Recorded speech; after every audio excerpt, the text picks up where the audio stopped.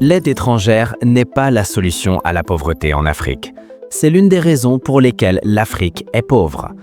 Pendant des années, on nous a fait croire que l'aide d'organisations comme l'Agence américaine pour le développement international aide l'Afrique à sortir de sa pauvreté.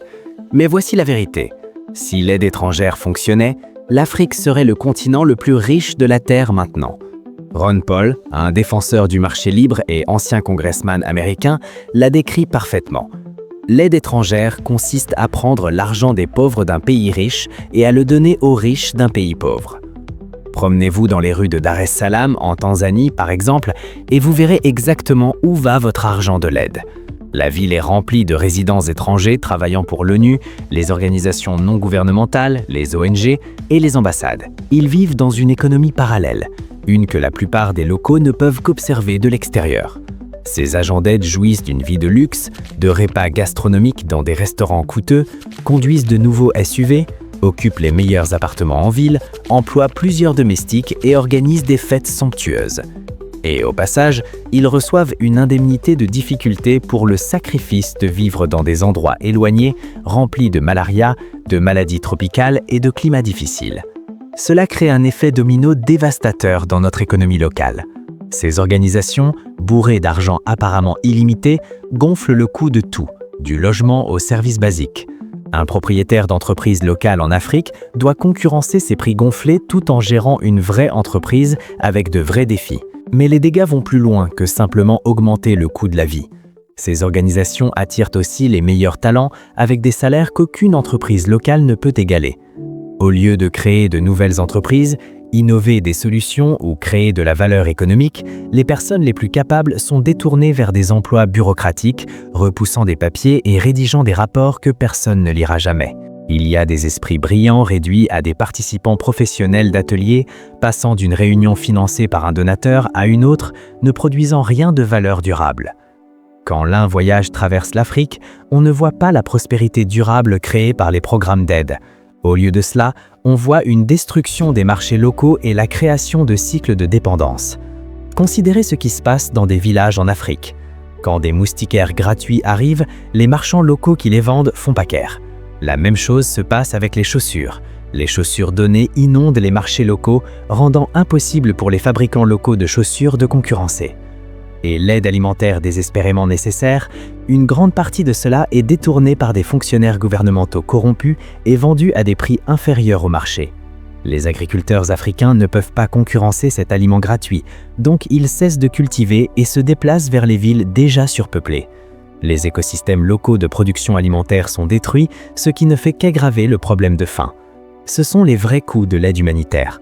Pour être clair, je ne parle pas de l'aide en réponse à une urgence comme un désastre naturel, mais ces désastres sont rares. L'aide à développement est un fleuve intarissable d'argent et de biens, et elle détruit un continent. Comme tous les efforts parrainés par le gouvernement, cela est aussi vrai aux États-Unis et en Europe qu'en Afrique. Il n'y a aucune responsabilité pour l'argent spendu. Les budgets de ces organisations d'aide n'ont aucun sens dans un contexte du monde réel. Ils mesurent leur succès par l'argent dépensé et les biens distribués, non pas par le développement économique réel ou la création d'entreprises rentables. Ce qui est encore plus frustrant est comment ce système crée une culture de dépendance qui diminue la dignité des Africains. Le narratif devient celui de l'Afrique ayant besoin d'aide constante plutôt que l'Afrique ayant besoin de chances équitables pour concurrencer et croître. Quand vous pensez à l'Afrique, à quoi pensez-vous ? À des entrepreneurs dynamiques ou à des enfants de mourir de faim? Évidemment, c'est la deuxième image qui vous vient à l'esprit. Une jeune femme africaine a récemment approché le chef d'un fonds de capital risque à San Francisco, recherchant un investissement dans une entreprise qu'elle voulait démarrer en Afrique. Il ne voulait pas lui donner du capital, il voulait lui donner de la charité. Pouvons-nous creuser des puits? Ils ont besoin d'eau fraîche, non? C'est ce qui l'enthousiasmait, la condescendance déguisée en moralisme.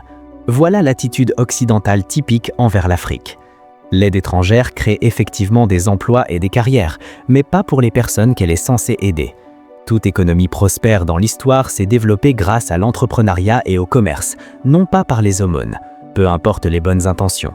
Plus tôt les Africains arrêteront de traiter l'aide étrangère comme une vache sacrée, plus tôt ils pourront se concentrer sur ce qui marche vraiment, la liberté économique et les politiques qui habilitent les gens à bâtir leurs propres avenirs. La première barrière à la liberté économique sur le continent africain est d'éliminer ce qui l'empoisonne, cette aide toxique qui a créé une économie parallèle dont la plupart des Africains sont exclus et qui a détourné des ressources d'activités productives.